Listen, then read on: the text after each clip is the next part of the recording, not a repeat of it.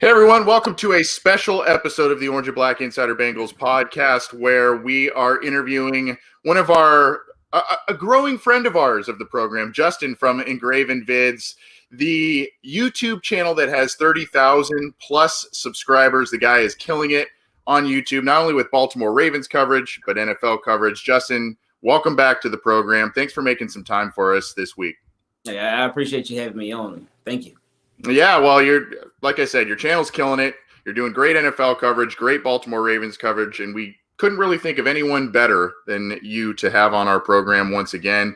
And before we get into all the talk about the game and whatnot, I got to give you some credit here, because when we had you on a few months back, I was looking at kind of doing some different things with this program, and around the regular season, I kind of started doing this thing. I call it the Monday News Jump, where we go through headlines about the Bengals and the NFL. And I want to credit you for that idea, because I expanded. We're always kind of so Bengals-centric and Bengals-focused on this show, and I kind of wanted to expand into more NFL headlines. I know you do that, so thank you for inspiring me to broaden my horizons, my friend. Hey, no problem, man. That's smart that you're taking that on. Just like you said, expand it.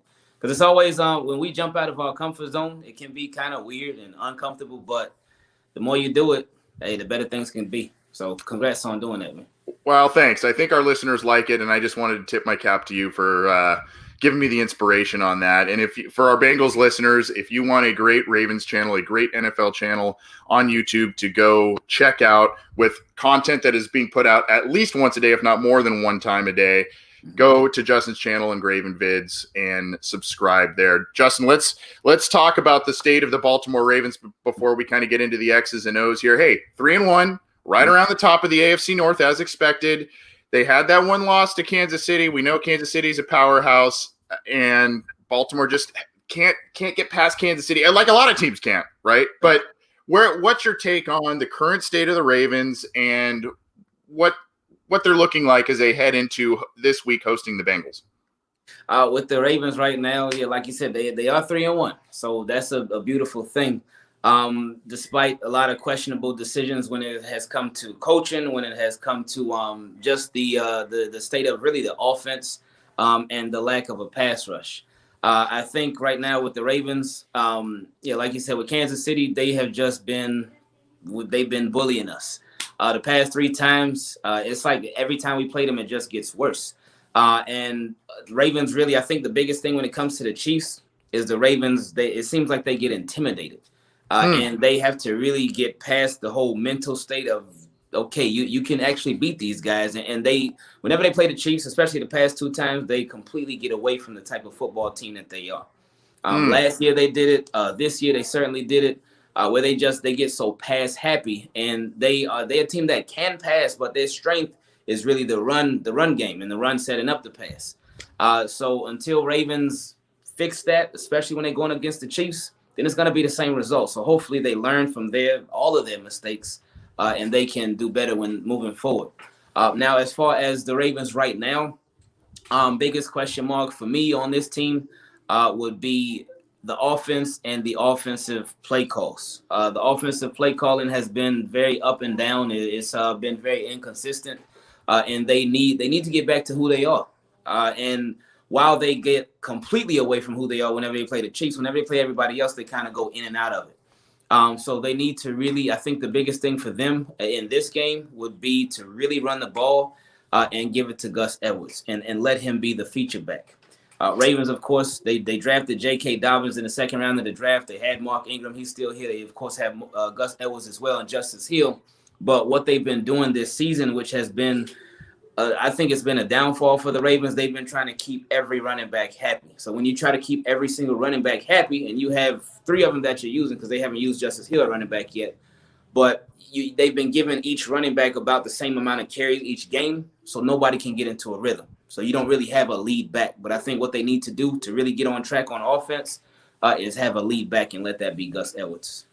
Okay, so interesting there. I know a lot of Bengals fans have an eye of interest on J.K. Dobbins because he was from Ohio State. Just kind of quickly, how has he looked? I know there was initially at the onset of the season very limited role. I think it's grown a little bit over the past couple of weeks. But you're saying Gus Edwards should be the go-to guy, not so much Dobbins or Ingram.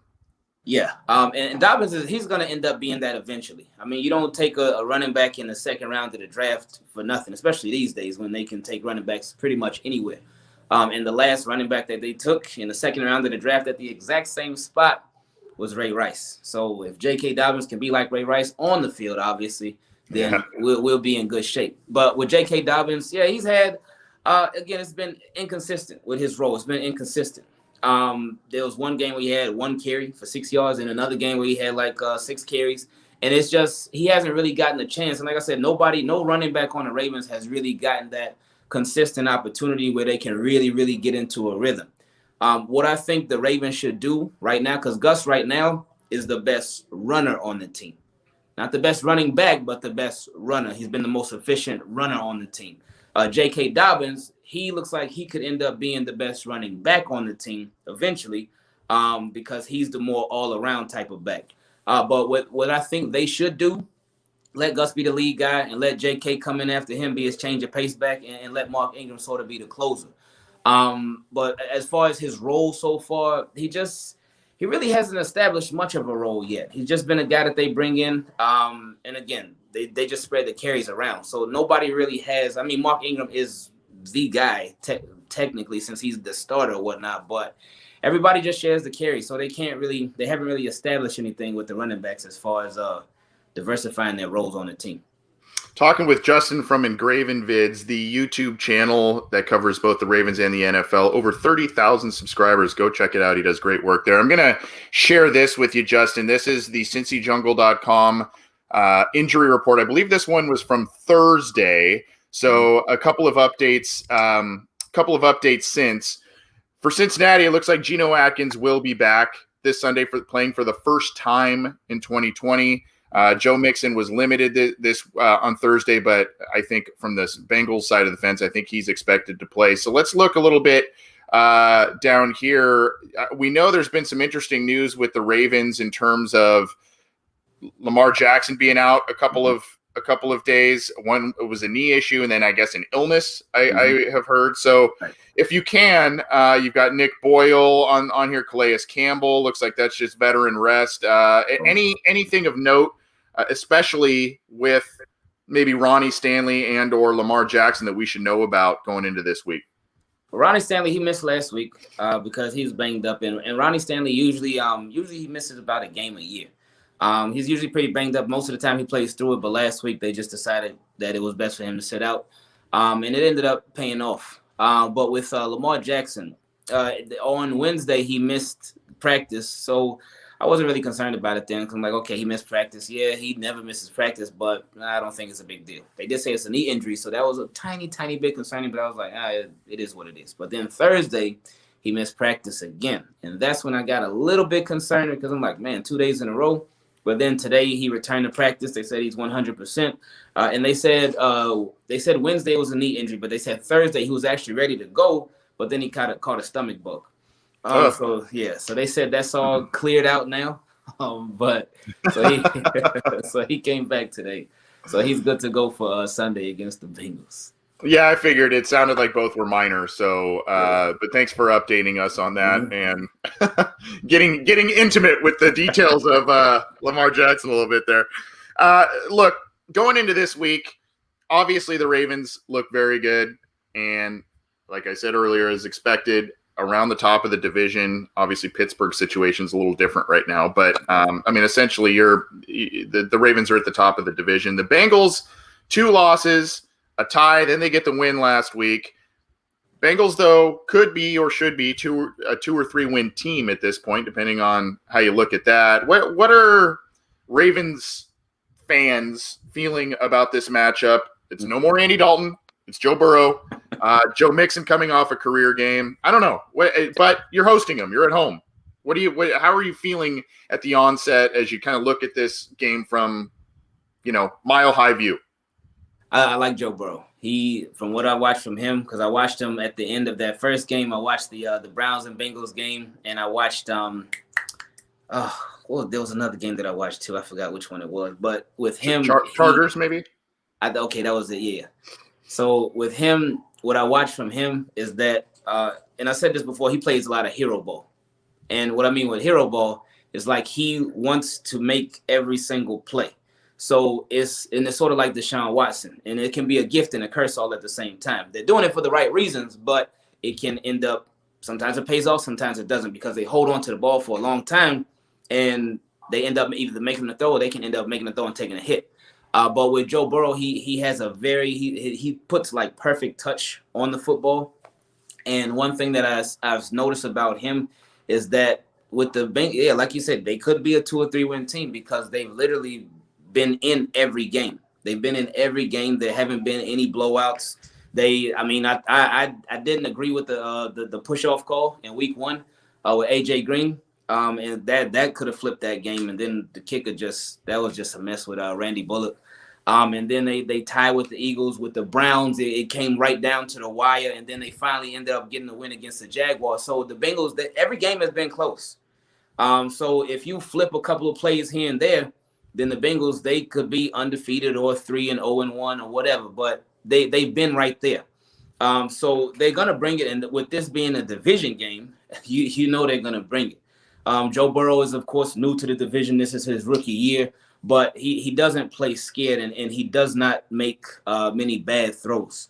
And he can fit it in a tight window. I think it was in the Browns game, there was a touchdown that he threw, and it was like in a very tight window in the back of the end zone. And he threw it on a run, but he threw it like across his body. I forgot who the recipient was of that touchdown pass, but it was a beautiful one. But anyway, it's gonna be dangerous going against him. And then another thing about him, not that he's blazing fast or anything, but he can also take off, so that makes him even more dangerous. Now in this game, I know the Bengals offensive line has been a bit shaky. And now with the Ravens pass rush, that's been a bit shaky. So here in this game, something's got to give. So that's going to be a big matchup to watch out for: the Ravens defensive line and the Ravens pass rush versus the Bengals offensive line.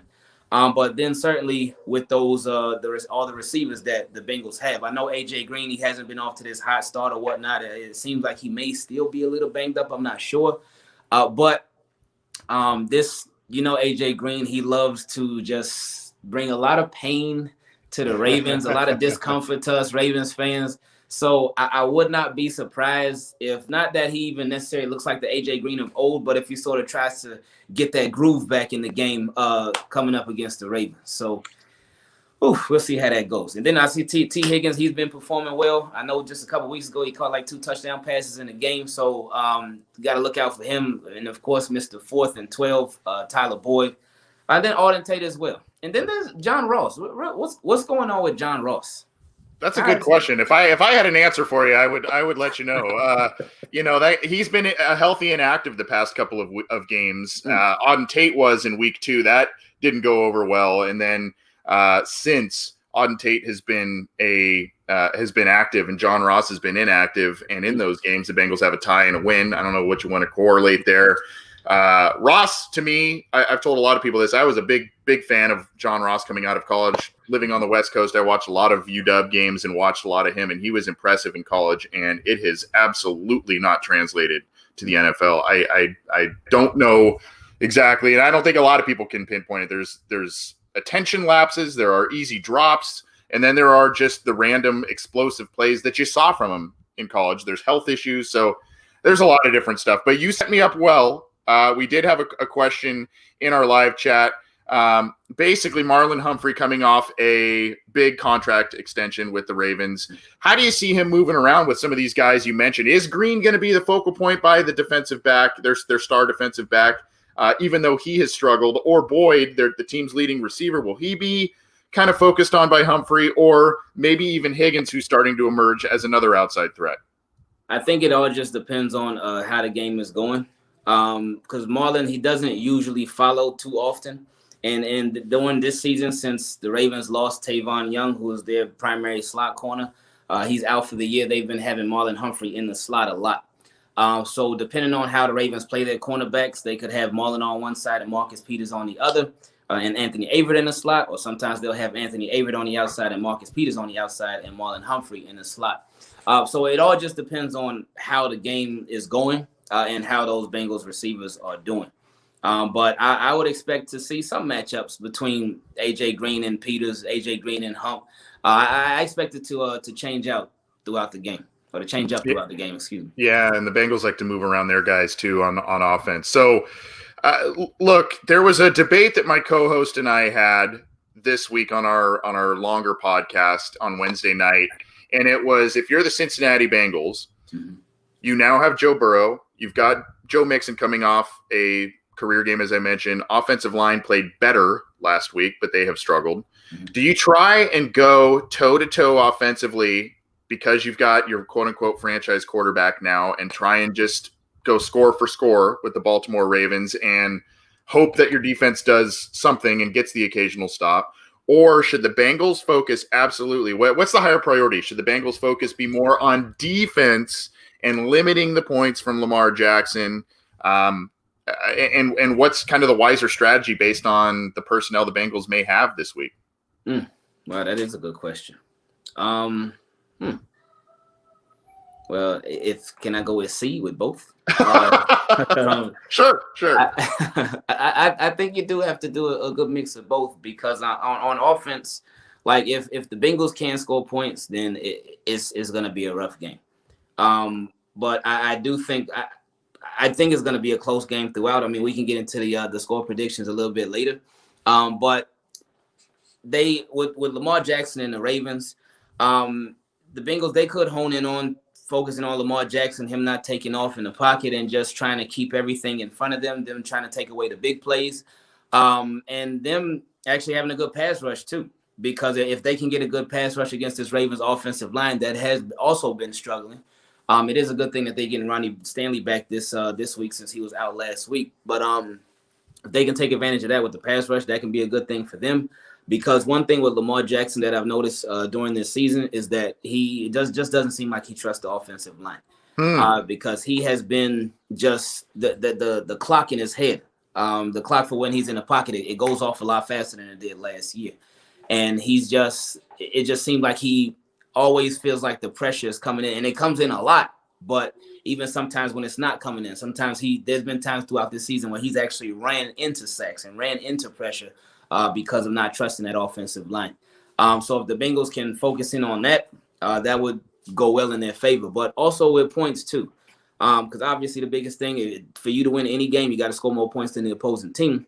And with all the weapons that they have, with their strong running game, with just Joe Burrow, like I said, he does not make many bad throws, despite him being a rookie. If they can just really air it out and take advantage of a bad Ravens pass rush, then that could go in their favor as well.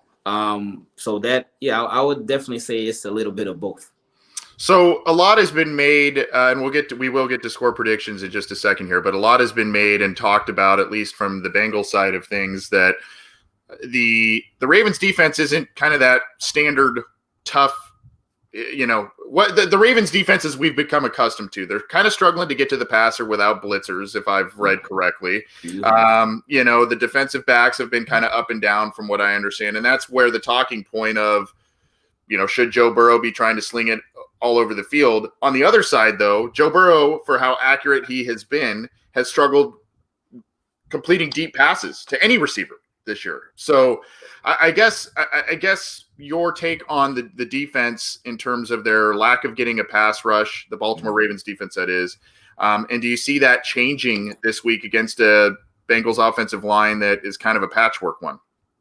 Yeah, I think this could be a big confidence booster for the Ravens defensive line moving forward throughout the season. And they have to take advantage of, like you said, a patchwork offensive line. Last week, they went against the Washington football team, and the pass rush has still struggled a bit there, but they did do a little bit better than what they've been doing throughout this season. So with this offensive line with the Bengals, they have no choice but to take advantage. So it was a 14-point line earlier in the week. I think it may have changed to 12 points, with the Ravens being the favorites. Mm-hmm. Your take on a score prediction, how you see this one playing out, and if the Bengals maybe cover that huge spread at least? I think the score will be 35-25 with the Ravens winning. I think it's going to be close throughout the first, second, and third, and even some of the fourth quarter. But I think The Ravens, they finally make Joe Burrow make the bad pass, and he throws an interception, and that ends up being the difference maker, and the Ravens win it by 10. Yeah, I think I had 33-24 this week so far for the Ravens beating the Bengals. So you and I are kind of on the same wavelength here. Mm-hmm. Justin from Ingraven Vids joining us. Thank you so much for your time, and thanks for joining us last minute. It was my fault, ladies and gentlemen. I asked Justin to join us earlier in the week, and then I slacked. But appreciate you coming back on. Where can people find your stuff? How can they follow you on Twitter and all that good stuff? Twitter, Instagram, of course, the YouTube channel. Everything is Ingraven Vids. It's all one word. So that's where you find me. And team, keep it clean. Yes, please subscribe, guys. It's a great channel. And even if you're looking to get news on, yes, the NFL, but specifically on the Baltimore Ravens, is a great channel. Justin's a great guest. We will try and get you back on at the end of the year. Thanks for joining, my man. Enjoy your weekend. And we will be replaying portions of this interview for our pregame show on Sunday by Narragansett Beer. So if you didn't join us live or you didn't download it after the fact for whatever reason, you slackers, get to the pregame show and check out our interview. Thanks for the time, Justin. Appreciate it, man. No problem. All right. Take it easy, everybody. Enjoy your week 5.